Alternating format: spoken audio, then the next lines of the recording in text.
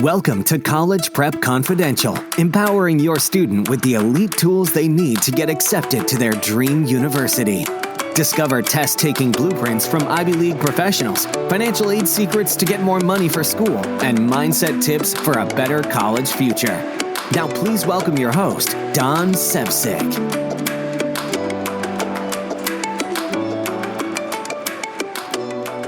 We are back strong this week with episode 8 of the College Prep Confidential podcast.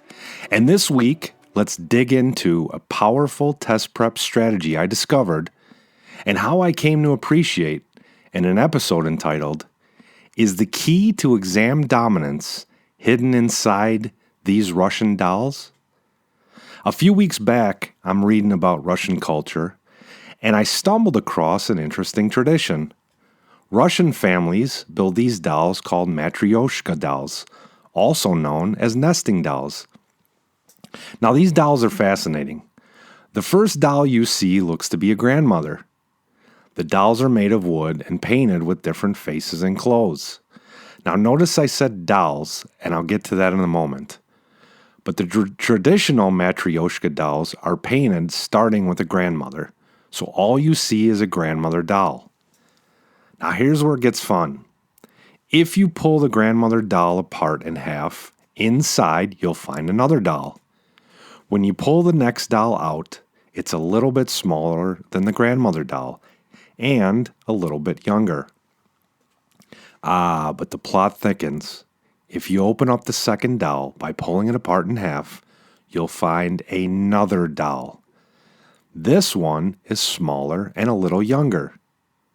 Now, if you keep doing this, if you keep repeating this process, opening the next doll up in half and taking out the next doll, you'll end up with 7 to 8 dolls, each one smaller and younger than the last, until you get to the last doll, which is a little baby. You then can go backwards from youngest to oldest and stack the baby doll and the next bigger doll and repeat the process until the 7 or 8 dolls that you unpacked become one again.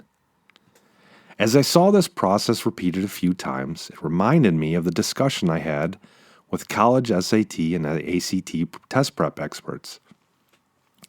Their preparation for exams mimics the matryoshka dolls. Here's how it works. I call this principle the ACT and SAT trifecta. Yes, the trifecta, like in horse racing. With the first study session for college prep, the Trifecta creates a bulletin board of concepts from the ACT and SAT exams, and they group them into 3 parts. Part 1, concepts you know and you can answer quickly. Part 2, concepts you know, but answer slower. It takes you a little bit more time to get to the right answer. And finally, Part 3, concepts you struggle with or you do not know. Now here's where it gets fun. The secret of the ACT and SAT trifecta lies in optimizing your preparation. And I'll reveal this in a moment. But first, let's review how most people take the ACT and SAT exams. Assume your child dives into the exam material for 2 weeks. Now most people, especially those who struggle, focus on part 3 of the trifecta, concepts they struggle with or do not know. And this focus causes them to worry, crushing their confidence. So each study session revolves around worrying, which ruins the entire study session, including the good parts of the trifecta 1 and 2. And this in turn creates a negative feedback loop, taking you down and down into a downward spiral, until your study sessions start to get worse and worse. Now let's contrast this approach with the expert test takers I told you about. The best test takers build an inventory, and this inventory builds confidence, increasing their scores each time they take a sample quiz or sample exam. Here's how the experts dominate these exams. Step 1. They spend their first 1 to 2 weeks figuring out what concepts they know and what they don't know. From here, they start to build the trifecta. First, they figure out what they know well and can answer quickly, and they put these concepts into part 1 of the trifecta. Next, they file the remaining concepts into part 2 of the trifecta. Things they know, but they answer a little bit slower. They're not really fast yet. And finally, they take everything else remaining and place it inside part 3 of the trifecta. And these are things they struggle with or do not know at all. Now buckle your seatbelt because I'm about to reveal the secret of expert ACT and SAT test takers. Are you with me? Good. When these experts finish their first 1 to 2 weeks of prep time, they go back and they study more, with 2 simple goals in mind. Goal number 1. They focus on moving concepts in Trifecta Part 2, things they know but take time with, into Trifecta Point 1, which is things they know and can answer quickly. Because they already know these concepts, now they know and recall them faster. Focusing on this goal of speed guarantees that they shave more time off concepts they already know. Because the only thing better than solving an ACT or SAT exam problem is solving it faster than you ever did before. And the number 2 goal of the next round of studying? Move concepts from Trifecta Part 3, which is things they don't know or struggle with, into Trifecta Point 2, things they know but they take time to answer. You see, what experts do is they peel back layers of the problems, like onions, making them smaller and smaller with each study session. Similar to unpacking matryoshka dolls from largest to smallest. Now, did you notice these experts didn't try to make the jump from Trifecta Part 3, concepts they don't know, into Trifecta Part 1, concepts they know and can answer quickly? If they have a good study session and make the jump, great. But these experts embrace the principle of Kaizen. They strive for constant, small improvements repeated over time. Notice, amateur test prep involves the box trifecta, like in horse races, where there's a random ordering of the 3 parts of the trifecta. Versus the experts, they always have the same 3 orderings, like a trifecta in a horse race. Everything moves up the chain one at a time.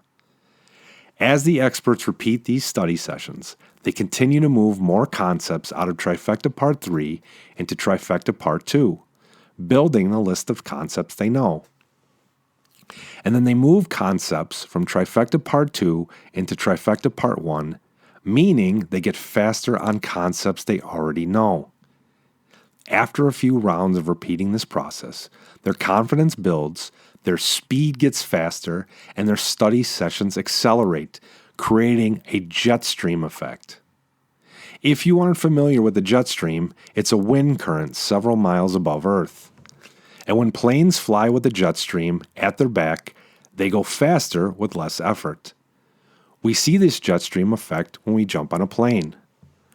For instance, when I fly from San Diego or Chicago to San Diego, my flight may take 3 hours and 40 minutes. It's because I'm flying against the jet stream. However, when I return to Chicago from San Diego, my flight takes just over 3 hours. And this is because my plane has the jet stream pushing us. This jet stream concept applies to the expert's method of studying for the ACT and SAT exams. After a few study sessions of building the trifecta, they begin to accelerate with less effort, much like the planes with the jet stream at their back. And it all starts with the study sessions using the trifecta method. To use the trifecta to achieve the jet stream effect, it starts with asking yourself 2 questions.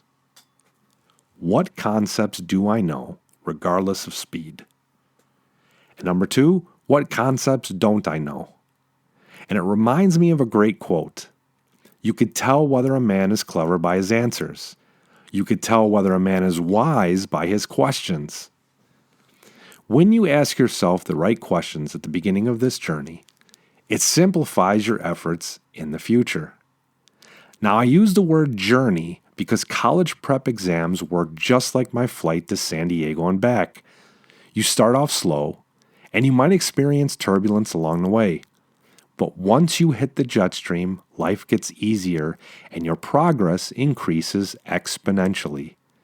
Success increases, and your problems, just like each matryoshka doll inside the package, get smaller and smaller.